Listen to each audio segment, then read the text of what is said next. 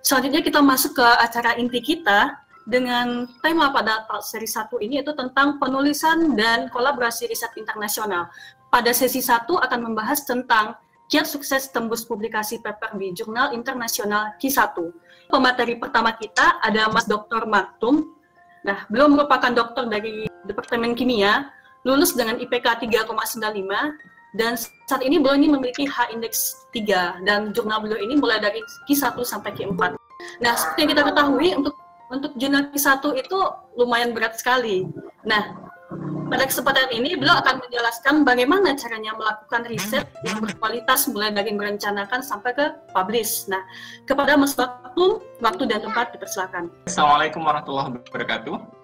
Selamat datang untuk para peserta di PMDSU Talk Series 1.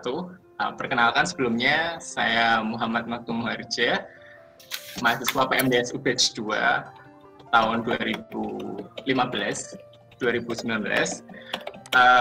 Izinkan saya di sini untuk sedikit cerita pengalaman saya bagaimana memulai dan akhirnya mengakhiri publikasi bisa terpublish di jurnal berimpact faktor yang lumayan tinggi dan tercatat sebagai jurnal Q1. Nah, saya katakan di sini adalah from zero to one. Saya tidak bermuluk-muluk untuk memberikan satu materi yang bombastis begitu from zero to hero, tidak, karena memang perubahan yang sedikit itu bisa berdampak besar sekali gitu. Saat ini saya berkarya di Universitas Jember ya, sebagai dosen di sana, dan ini adalah sedikit cerita dari saya. Untuk pembahasan kali ini kita akan membahas 3 hal dengan berpatokan pada penulisan. Jadi sebelum menulis, pada saat menulis, dan bagaimana kemudian mulai submit dan juga revisi untuk publikasi yang saya sempitkan ke jurnal Q1. Baik, ini adalah materi pertama, bagaimana sebelum menulis. Yang pertama, harus tanya. Kita harus punya pertanyaan besar dalam diri kita. Kenapa kita harus menulis? Dalam hal ini, penulisan artikel ilmiah. Yang kedua pertanyaannya adalah kenapa kita mau mempublikasikan ke jurnal Q1. Insight ini saya dapat dari Prof. Suminar Pratapa dari Departemen Fisika ITS, bahwa kita harus menulis dan kita harus publikasi ke jurnal Q1 agar kita punya karya yang kemudian menghasilkan banyak manfaat untuk orang banyak. Beliau menyatakan bahwa itu sebagai nilai dakwah, amal jariah, yang kalau semisal dipublikasikan ke jurnal yang di bawah Q1, mungkin pembacanya tidak akan banyak. Tidak akan sebanyak kalau di jurnal Q1. Jadi ada nilai dakwah di sini, ada nilai sharing, memberikan kebermanfaatan untuk orang lain. Ini penting, kenapa? Karena di perjalanan publikasi Q1 itu sangatlah panjang. Kalau di tengah-tengah teman-teman putus asa, mengalami penolakan dari editor maupun reviewer, kalau semisal tidak punya niat sebesar itu, pasti akan goyah, berhenti di tengah jalan, dan sebagainya. Jadi yang pertama adalah niat. Sebagaimana hadis pertama di hadis Arba'in Nawawi ya, innamal a'malu binniyat. Segala sesuatu itu tergantung dari niatnya. Wa innamal likulli imri'in ma nawa. Dan setiap orang itu akan mendapatkan sesuai dengan apa yang dia niatkan. Jadi niat diperkuat bagaimana. Ini adalah publikasi saya di jurnal Bioresearch Technology. Ini jurnal yang kedua, jurnal yang pertama dan yang kedua. Bioresearch Technology merupakan jurnal Q1 dengan impact factor 6,6. Di tahun ini diperkirakan 7. Kenapa juga di jurnal Q1? Karena prosesnya cepat. Mungkin bisa dilihat di sini. Kami mulai mensubmit manuskrip ini pada tanggal 21 September. Kemudian dilakukan review dan kami kembalikan revisinya pada tanggal 17 November, 2 bulan sebelumnya. dan accepted 21 November, tepat 2 bulan setelah kami submit. Jadi alasan dari publikasi ke jurnal Q1, salah satunya, alasan lainnya juga karena prosesnya sangat cepat ya. Bahkan Prof. Suminar Pratapa itu bisa mensubmit sampai publikasi hanya dalam waktu tepat 1 bulan.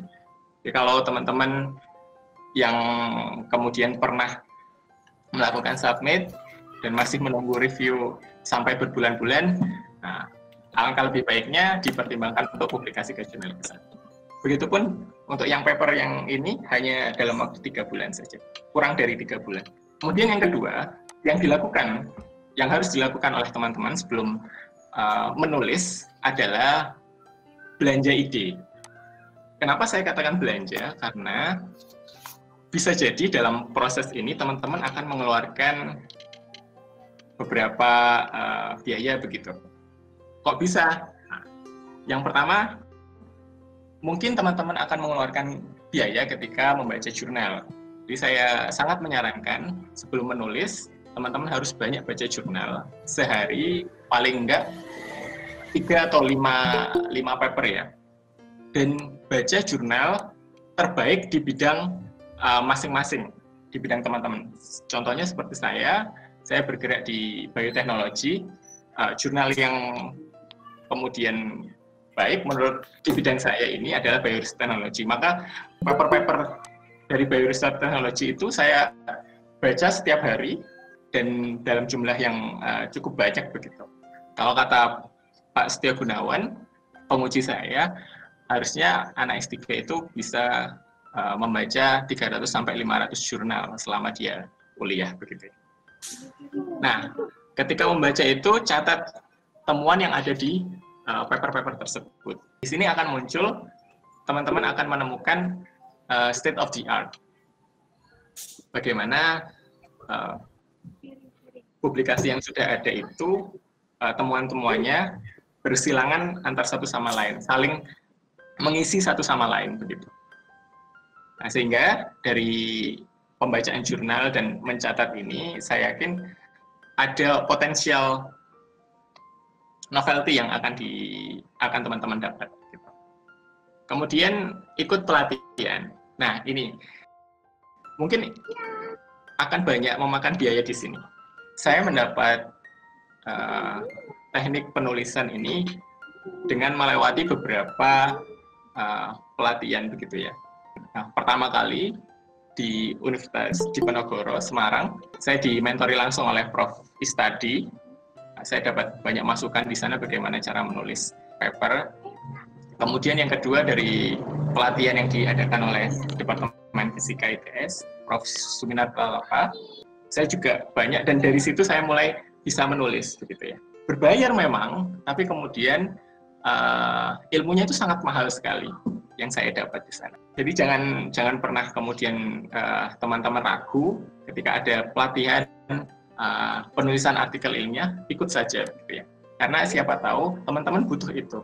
Apa yang kurang dari yang teman-teman punya akan didapat di sana.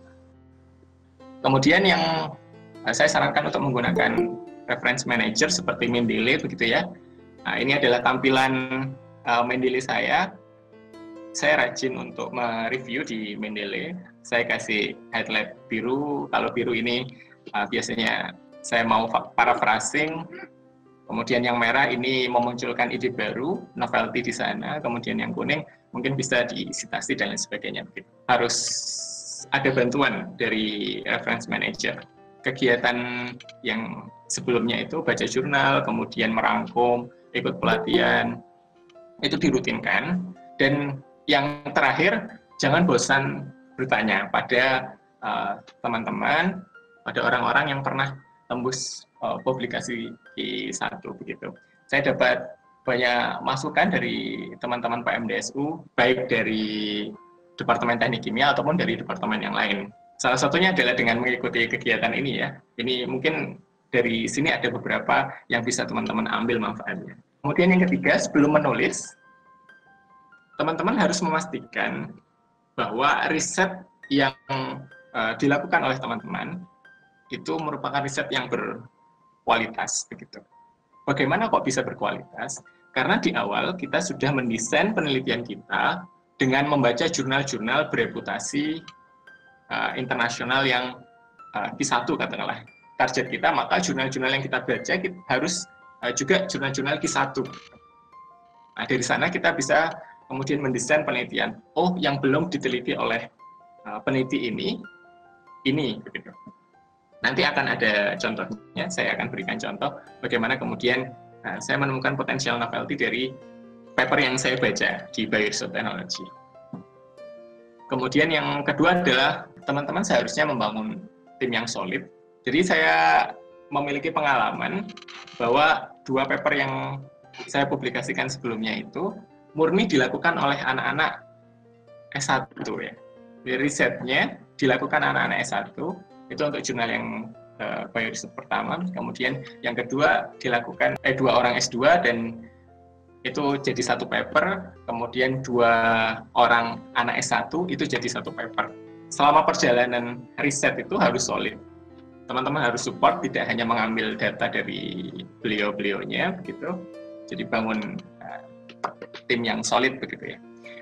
Selanjutnya ketika kita membangun tim yang solid itu, kita harus memastikan bahwa data yang kita lakukan itu benar-benar bisa dihasilkan ulang. Mungkin parameternya adalah melakukan duplikasi ya. Data, tidak hanya 1 data. Kalau 1 data pasti jelas ditolak di Q1.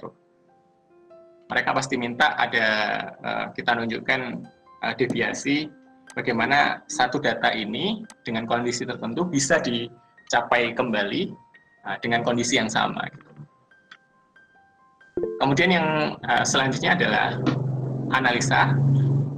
Analisanya itu harus lengkap, saling support satu sama lain, karena dengan analisa yang saling support ini akan menajamkan novelty kita. Kita akan mempurpose satu ide kebaruan di paper kita ini. Nah, buktinya mana? Bukti ilmiahnya adalah ini, dengan adanya analisa ini, analisa ini, analisa ini.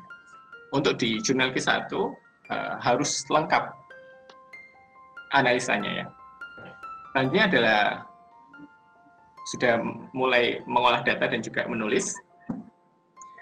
Dari pengalaman yang saya lakukan, saya menghabiskan banyak waktu di mengolah data ini. Bagaimana kemudian mengemas data yang sudah kita dapatkan dari hasil riset kita itu, sehingga ditemukan satu signifikansi tertentu. Jadi novelty itu didapatkan dari sini.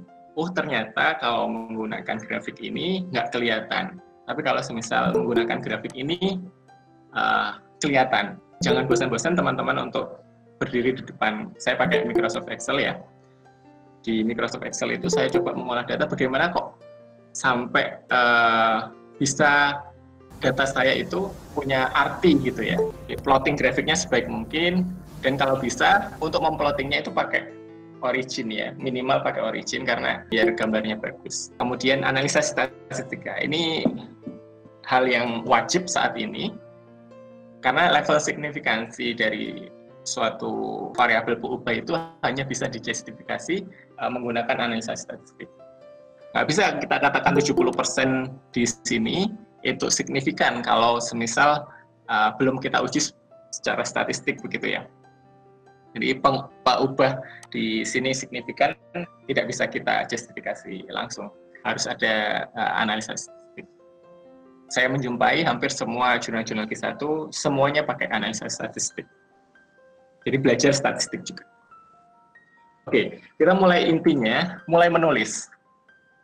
Oke. Saya sarankan, jadi ini adalah cerita saya ya, mungkin berbeda style dari teman-teman, silahkan. Disclaimer juga bahwa bisa jadi cerita saya ini tidak sepenuhnya cocok dengan kondisi teman-teman. Jadi saya hanya menyampaikan apa yang kemudian pernah saya lalui begitu ya, dan saya dapatkan dari pelatihan-pelatihan. Saran kami adalah mulailah teman-teman menulis dari result and discussion dulu, baru kemudian introduction, kemudian selanjutnya dan yang lain. Kenapa kok dari result and discussion? Karena result and discussion ini adalah jantung novelty dari paper kita. Di sanalah novelty-nya itu berada. Novelty-nya apa ya? Data-datanya teman-teman. Data-data yang dikemas dengan sebaik mungkin itu akan menghasilkan satu novelty yang baik. Makanya menulis harus dari result and discussion. Result and discussion juga akan menentukan bagaimana introduction akan dibawa. Saya pernah menulis dari introduction dulu, ternyata setelah datanya diolah, dibahas, introduction-nya nggak kepake. Karena ternyata potensial novelty yang saya canangkan sebelumnya ketika riset itu berbeda dengan novelty yang saya dapatkan ketika sudah mendapatkan data. Ada trik yang saya dapat. Kadang teman-teman bingung, saya menulis result and discussion itu bagaimana? Ada skema looping yang bisa teman-teman tiru. Jadi result and discussion itu pasti berisi 4-5 hal. Yang pertama adalah what, kemudian how, why, what else, dan thesis. Ntar lagi kita akan bahas apa, bagaimana, mengapa, terus yang lainnya bagaimana. Dan tesis ini adalah kesimpulan. Looping seperti itu. Setiap satu grafik, itu pasti kita harus menyebutkan ini grafik apa, bagaimana kelakuan dari datanya, dan mengapa kok data itu seperti itu, kelakuannya, trennya seperti itu, dan bagaimana punya orang lain. Hasil dari orang lain yang mirip dengan kita, risetnya itu bagaimana. Sebentar lagi saya akan contohkan. Kemudian yang kedua adalah kaidah ABC, akurat, singkat, dan jelas. Nggak perlu bertele-tele, tidak perlu pengandaian. Tidak seperti menulis novel begitu ya, paper itu harus ditulis lugas dan sesuai dengan data yang kita dapat. Oke, ini menarik juga bahwa terserah mulai menulis dengan bahasa apa. Bahkan sampai saat ini saya sering menggunakan bahasa Indonesia untuk menulis di awal. Kemudian saya menggunakan tools seperti Google Translate, kemudian saya edit dengan Grammarly, dan dengan pengalaman membaca paper dengan metode tersebut, saya menemukan sense kalau menulis paper dalam bahasa Inggris itu harusnya seperti ini. Atau mungkin dapat menggunakan Freshbank yang ada di apps untuk membantu penulisan jurnal Q1. Sehingga metode ini cocok digunakan untuk teman-teman yang bahasa Inggrisnya masih belum bagus.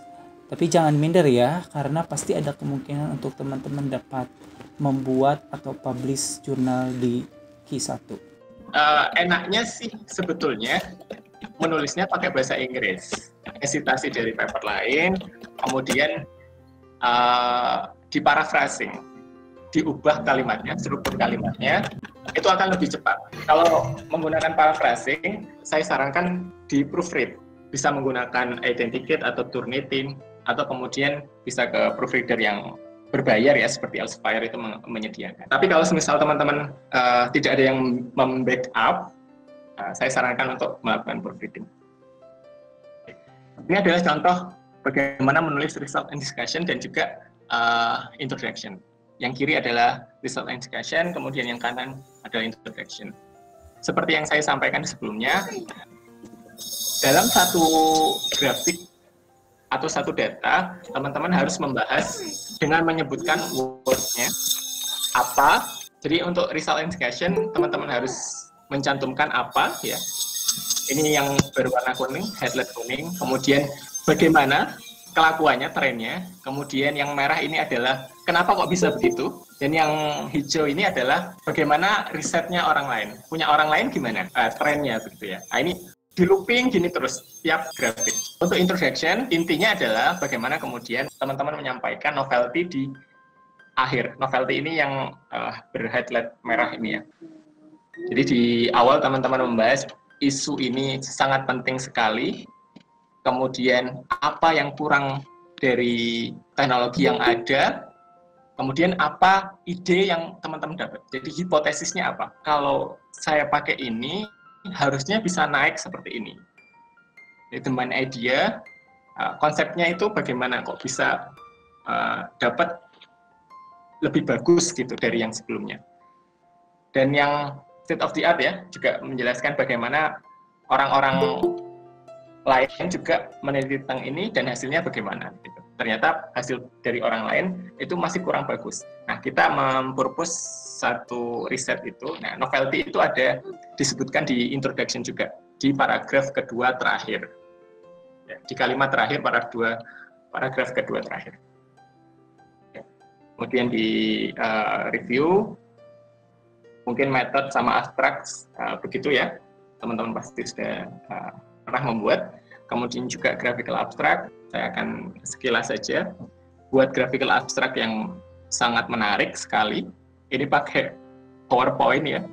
Kemudian headline.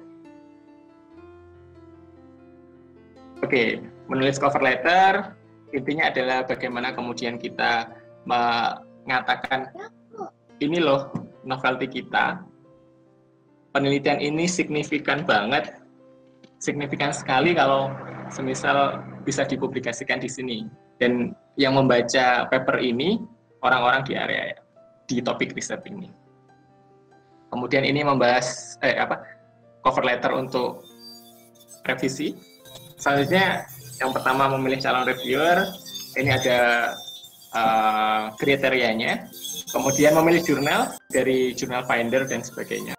Intinya publikasi ke jurnal Q1 adalah tentang perjuangan teman-teman memanaskan diri ya. Bagaimana berusaha semaksimal mungkin agar teman-teman dan riset yang teman-teman punya itu layak diperjuangkan. Dengan riset yang dilakukan di lab kita sendiri, menggunakan bahan baku asli daerah kita sendiri, dilakukan oleh kita sendiri, insya Allah bisa kok. Oke, terima kasih atas waktu yang diberikan. Saya kembalikan pada Mbak Ezi sebagai moderator.